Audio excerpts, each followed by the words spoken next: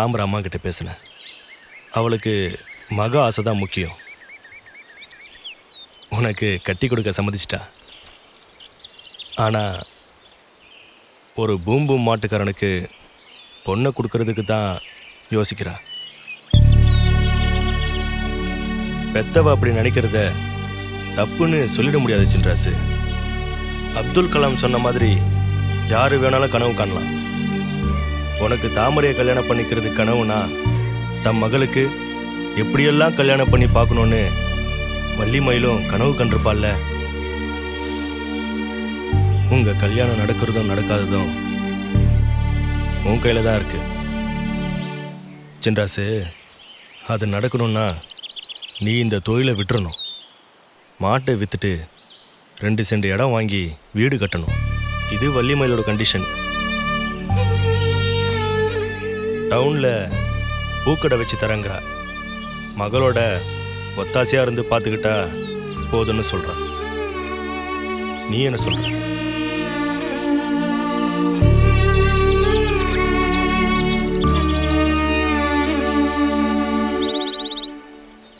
உன் மனசுல பட்டதை தைரியமா சொல்லு சின்ராசு.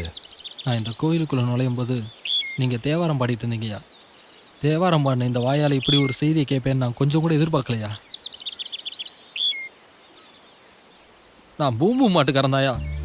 சாகுற வரைக்கும் இதை பெருமையாக சொல்லிக்குவேன். என் அப்பனுக்கு கொடுத்த வாக்க மீற முடியுமாயா? அதுக்காகத்தான் நான் வீடு வசலாம் விட்டுவிட்டு இந்த ஊருக்கு வந்தேன்.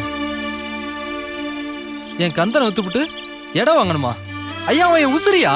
10 நிமிஷம் என்ன பார்க்கலன்னா துடிச்சு போயிடுவான். அவனை விட்டுட்டு வேற ஒரு சொன்ன வேணாயா.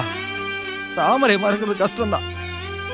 இருந்தாலும் சின்ராசு, இது கோயில்ரா. உன்னால தாமரையை மறக்க முடியாதுடா. உன் உசுறு இருக்கிற வரைக்கும் அவ உன் நெஞ்சுக்குள்ள சுத்தி சுத்தி வந்துகிட்டே இருப்பா. காதல்னா என்ன நினைச்ச?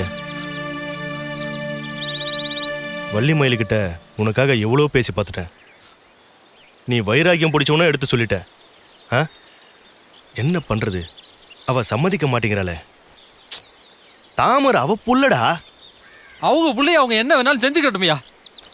என் கந்த இல்லாம எனக்கு எதுவுமே இல்லையா. அவங்க பார்த்த மாப்பிள்ளைக்கே கட்டி கொடுத்துட்டோம். தாமரை இங்க இருந்தாலும் நல்லா இருக்கணும். சாமி கிட்ட வேண்டிக்கிறியா. நான் வரையா.